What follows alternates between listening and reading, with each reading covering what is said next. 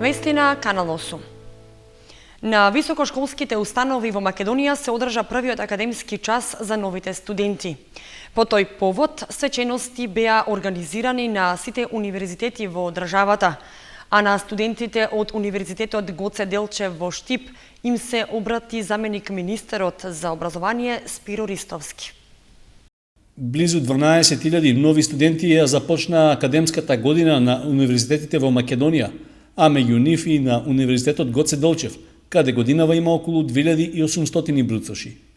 Во рамки на првиот наставен час за новите студенти на факултетите за медицински и за правни науки, како и на трите академии за филмска, музичка и ликовна уметност на Штипскиот универзитет, се одржа мала свеченост на која се обратија ректорот и заменик министерот за образование. При тоа беше направен осврт за развојот на овој високошколски центар, на кој во текот на 9-годишното постоење се оформија 12 факултети, 3 академии и повеќе од 100 студиски програми. Според професор доктор Блажо Боев, кој од годинава ја презеде ректорската функција на Универзитетот Гоце Делчев, постои голем интерес меѓу завршените средношколци своето образование да го продолжат токму овде. Моментално на медицинскиот факултет е во потполност потполната квотата. На другите факултети има слободни места, меѓутоа генерално гледано, реков, задоволни сме од она што се случува на универзитетот, во поглед на капацитетите што ги има универзитетот и во поглед на она што има како кадрски потенцијал. Боев рече дека во изминатите години постигнате голем напредок во развојот на универзитетот и на образованието, посебно за младите од источниот регион на државата. Честитки за запишување на високошколските установи и успех во натамошното школување на студентите им посака и заменик министерот за образование Спиро Ристовски. Со оглед на отвореното прашање за организирано сместување на студентите, тој рече дека во ресорното министерство постои план за решавање на проблемот со изградба на студентски дом. Врз основа на проекциите и плановите кои што ги имаме поврзани со студентското сместување, има во план ние со досегашниот и сега и со новиот ректор заеднички ќе процениме каде, во која фаза и со колкав капацитет ќе се пристапи во насока на обезбедување на дополнителни студентски места, така да тоа е во рамки на приоритетите кои што заеднички со раководството на универзитетот ќе ги реализираме во следниот период. На останатите факултети на Штипскиот универзитет со кампуси во Штип, Струмица, Кавадарци, Кочани, Виница, Скопје, Гевгелија, Прилеп и Радовиш, првиот академски час за студентите од прва година се одржа во местата каде што се сместени. Враќањето на можноста да се следи настава во Штип на одредени насоки кои ги има и на економскиот факултет во Кочани, им го намали бројот на новозапишани студенти на Кочанскиот факултет. Во Кочани се запишаа 50 нови студенти, од кои само 22 ќе следат настава во Кочани, останатите во Штип. Од 15 септември и официјално започна новата академска година. Новата академска година официјално започна и за студентите на економскиот факултет во Кочани. Одзивот на запишани студенти во Кочани заклучно со третиот уписен рок кој заврши на 15 септември е мал и изнесува само 50. Од нив 22 студенти ќе следат наставата во Кочани, останатите 28 во Штип. Таквата новина, можноста да се следи настава во Штип е од оваа година и не е во прилог на економскиот факултет во Кочани, затоа што се намалува бројот на студенти кои што ќе следат наставата тука. Од факултетот во Кочани појаснуваат дека првично беа предвидени дури 6 насоки: менеджмент и претприемништво, банкарство, финансии и осигурување, сметководство, финансии и ревизија, финансиски менеджмент, меѓународна економија и маркетинг. Но од овие 6 насоки според интересот се формираа само првите 2, од кои менеджмент и претприемништво остана со настава во Кочани, а за втората, банкарство, финансии и осигурување, ќе се следи во Штип. И со таквата политика на Штипскиот универзитет во Кочани остануваат да следат настава само 22 ученици запишани во првата насока. Заради малиот број студенти запишани на факултетот во Кочани, всушност годинава и немаше организирана свеченост по повод започнувањето на новата академска година, туку главното случување се одвиваше на универзитетот во Штип. Инаку, од факултетот во Кочани истакнаа дека предавањата за новите бруцоши започнуваат официјално од утре, 16 септември, а за студентите од втора, трета и четврта година на 21 септември. Според важечките законски прописи, определени се високи парични казни за уништување или сквернавање на државните символи на Република Македонија. Тоа важи и за сторителот кој ги оштетил и украл знамињата во дворот на основното училиште Никола Карев, велат од МВР. Полицијата се уште трага по сторителот или сторителите на вандалскиот чин што викендов се случи во дворот на основното училиште Никола Карев, а во кој беа украдени и уништени државното и општинското знаме. Според сознанијата, нема точни информации во кој период е направена недоличната постапка, ниту пак имало очевидци кои би можеле да помогнат во расветлувањето на причините, односно мотивите на оној што се решил на таквиот вандализам. Ова секако ја отежнува истрагата што треба да доведе до расветлување на настанот, каков што досега не е регистриран кај нас. Од секторот за внатрешни работи велат дека и понатаму работат на разоткривање на можниот сторител на оштетувањето на знамињата, подсетувајќи од и според важечките законски прописи, за ваквата постапка предвидени се и соодветни парични казни. Кој неовластено отстрани, искине, замачка, оштети или на кој било начин ги изложи на подбив државните символи на Република Македонија, символите на припадниците на заедниците или истакне знаме или грб кој не ги содржи обележјата утврдени со закон, ќе му се изрече глоба во износ од 1000 до 1500 евра во денарска противвредност. Вработените во основното училиште Никола Карев од Кочани во понеделникот из утрината забележале дека недостасуваат 2 од 3 знамиња поставени на јарболите пред спортската сала. Искината била и една од сајлите на која било прикачено државното знаме, а во непосредна близина забележани биле остатоци од него, поради што вработените дошле до заклучок дека истото е искинато. Случајот веднаш бил пријавен во полицијата, пошто полициските инспектори надвор од училишниот двор пронашле фрлени остатоци од едно од знамињата, а од другото немало никаква трага. Сторителот на вандалскиот чин не успеал да го симне третото знаме што ја символизира Европската унија, затоа што тоа се вплеткало околу металниот јарбол. Изложба на дела изработени од едукативната работилница за културното наследство во Кочани и Кочанско беше отворена во етнокуќата во Кочани. Автори се ученици од основните и средните кочански училишта. Во етнокуќата во Кочани изложени делата од реализираната едукативна работилница на тема културното наследство од Кочани и Кочанско. Во годинашнава работилница беа опфатени 27 ученици од 3 основни и едно средно училиште од Кочани, на возраст од 9 до 16 години и 5 ментори кои работеа со учениците. Целиот процес се одвиваше во неколку последователни фази, во кои преку видео презентација на материјалот учениците беа запознаени со материјалното културно наследство од Кочанско, со континуитет од неолитот па се до денес. Визуелно се запознаа и со изложениот етнолошки материјал во етнокуќата, така што инспирирани од виденото и наученото, после едукативната работилница, учениците беа подготвени и сами да изработат лични творби кои беа изложени пред јавноста.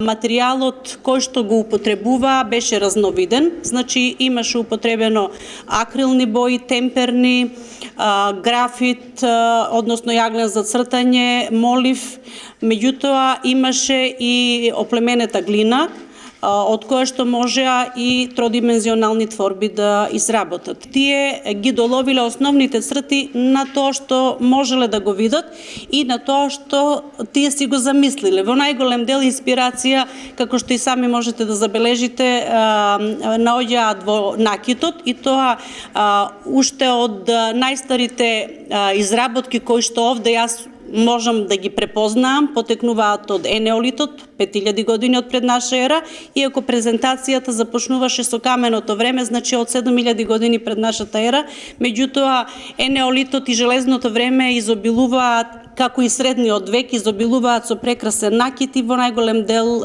учесниците на работилницата инспирацијата ја наоѓаат токму во тој дел.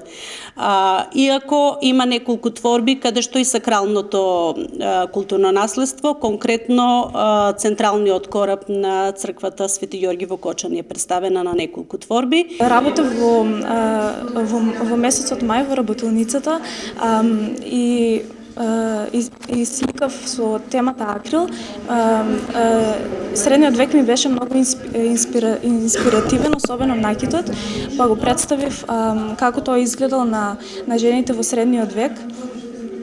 Многу ми беше интересна работилницата, бидејќи овде заедно цртавме, а и многу научив за археолошките остатоци во Кучанскиот регион. Моите изработки ги работев со моливи со црно туш пенкало, цртав стари археолошки пронајдоци кои што се најдени во Македонија и со темперни бои.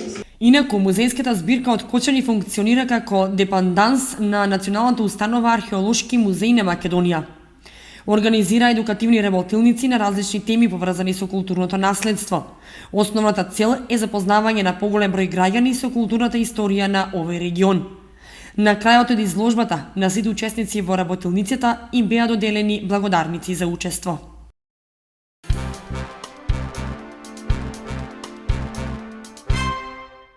Да се покаже дека таткото не е помалку важен член од мајката во семејството е целта на празнување на Денот на таткото, кој со работна акција го одбележаа и децата од детската градинка Павлина Велјанова.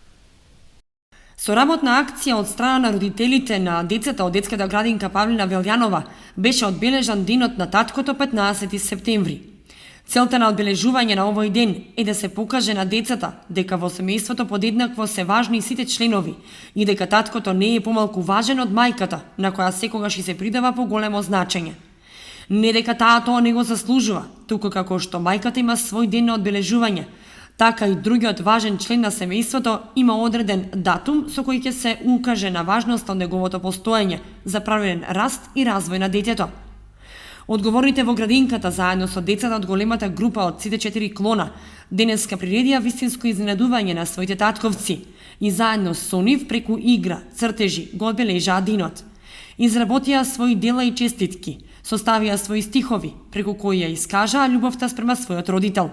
15 септември официјално е прогласен за Ден на таткото на иницијатива на Сдруженијето на жени на Република Македонија, кој во државата се празнува од 2000 година, а во другите земји од далечната 1910.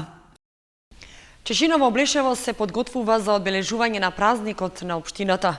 По тој повод предвидена е богата програма со традиционални домашни обичаи и гостување на фолклорни друштва од земјава и странство. Започнаа подготовките за одбележување на 11 годишнината од постоењето на општина Чешиново Облешево.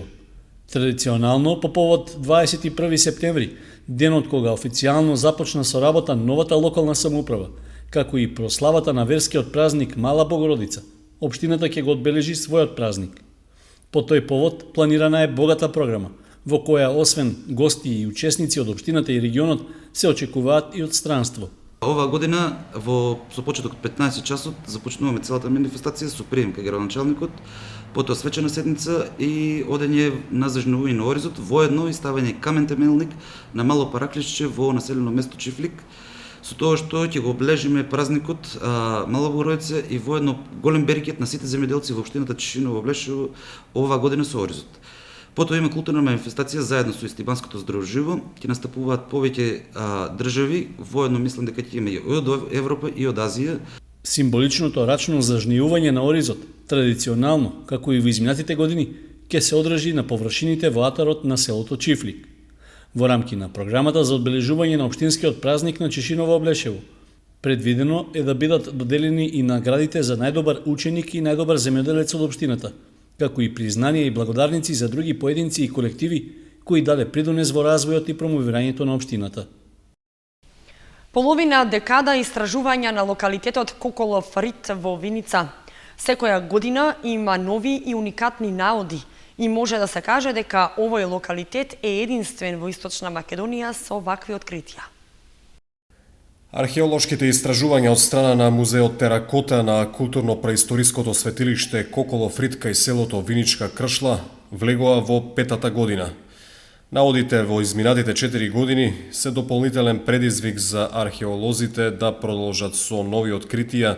Според раководителот Јулијана Иванова, продолжуваат истражувањата од 2014 година, кога во основата на тумулот беше откриено светилиште од бронзеното време, односно карпа изделкана во форма на круг, и на периферијата од карпата имаше ритуални јами во кои беа пронајдени голем број керамички садови, а оваа година и еден гроб од бронзеното време.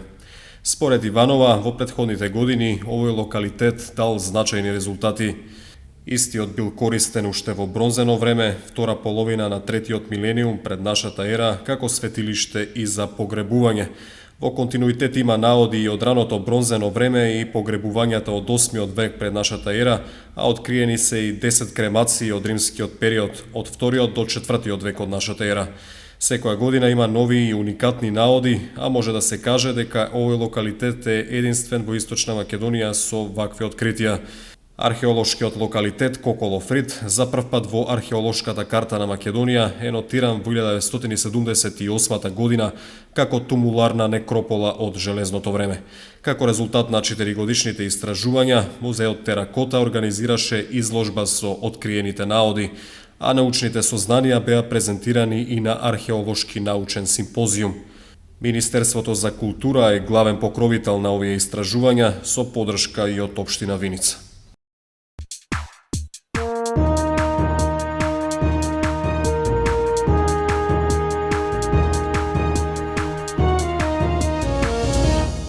И за крај спортската информација.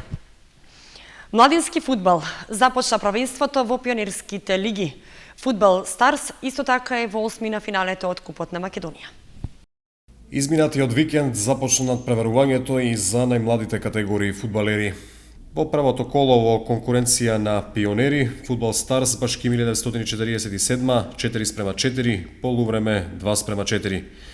Додека во првиот надпревар Фудбал Старс забележа убедлива победа, во вториот пионерите со својата пожртвувана борба и желба се вратија од негатива -2 и успеа да обезбедат нерешен резултат. Во рамки на второто коло што ќе се одигра в сабота, Фудбал Старс гостува на стадионот Борис Трајковски во Скопје, каде ќе ги одмери силите против екипата на маđари. Екипата на Фудбал Старс исто така е во осмина финалето од Купот на Македонија, надпревар што допрева треба да се одигра, откако претходно во рамки на 16 на финалето, двете генерации славеа лесни победи над врсниците од екипата на премиерот Криван Паланка, генерацијата 2001 со резултат од 12:0, додека генерацијата 2000 со 2:1. Фудбал Старс е единствениот представник во пионерската лига од регионот на Кочани, Виница, Зрновци и Чешиново Облешево. Следната недела започнуваат и надпреварите во детските фудбалски лиги, каде се надпреваруваат и останати фудбалски екипи од потесниот регион.